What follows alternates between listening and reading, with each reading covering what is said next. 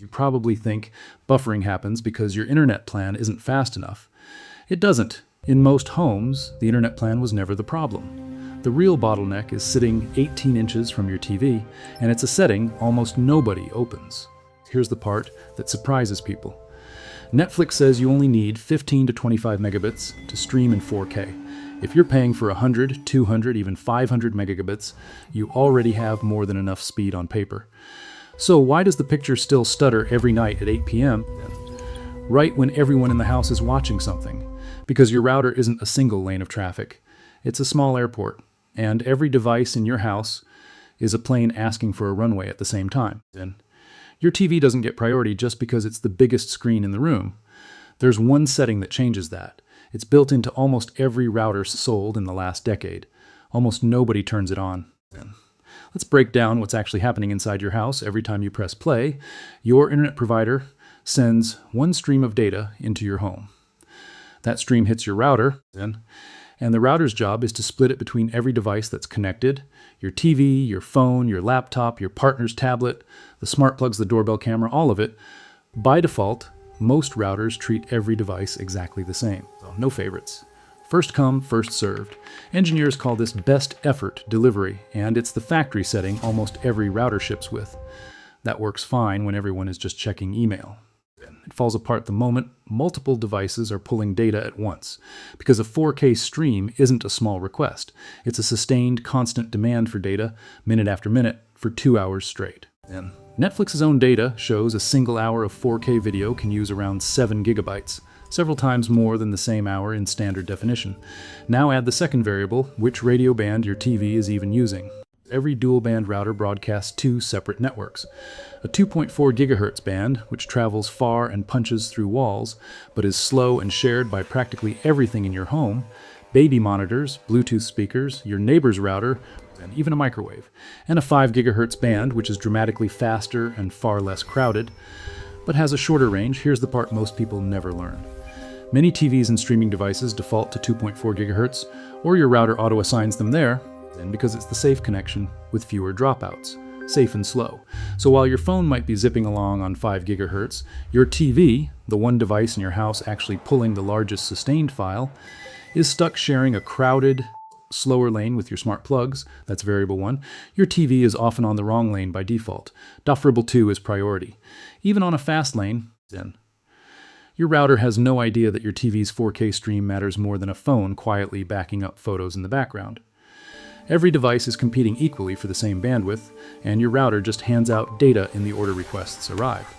Then, when your kid's phone starts a big app update at the exact moment you hit play on a movie, your TV loses that fight without you ever knowing it happened.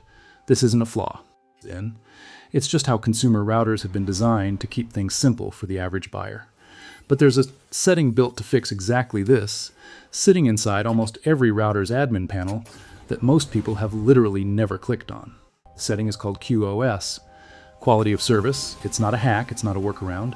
It's a legitimate feature your router manufacturer built and included specifically for this situation.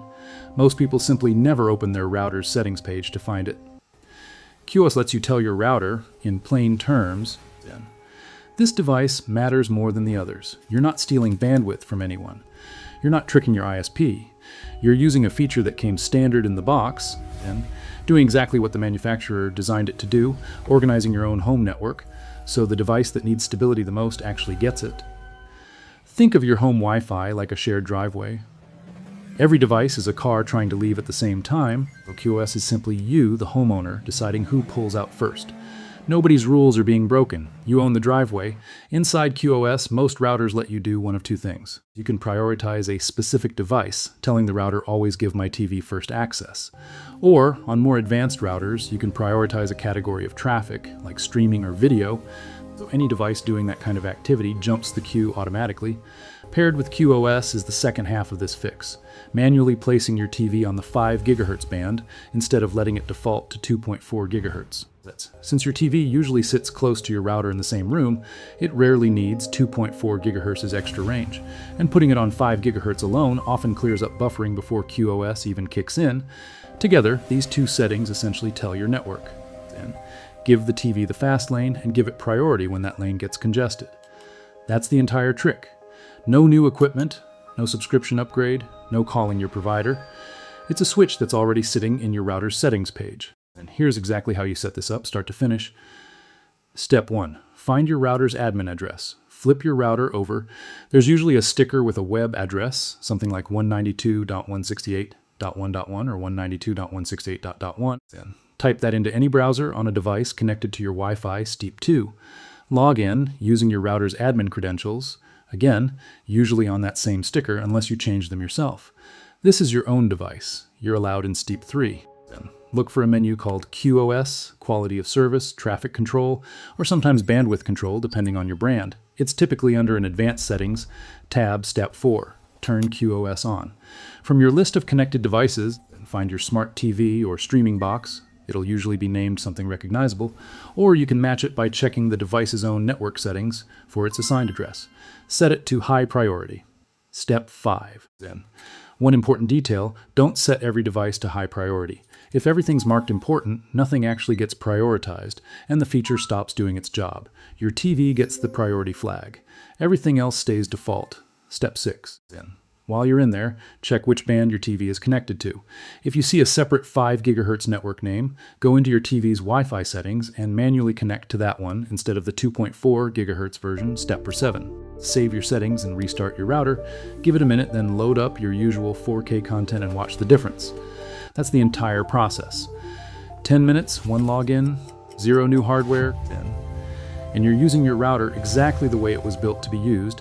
The frustrating part isn't that this setting is hidden. It's that it's sitting right there in plain sight, and nobody tells you it exists.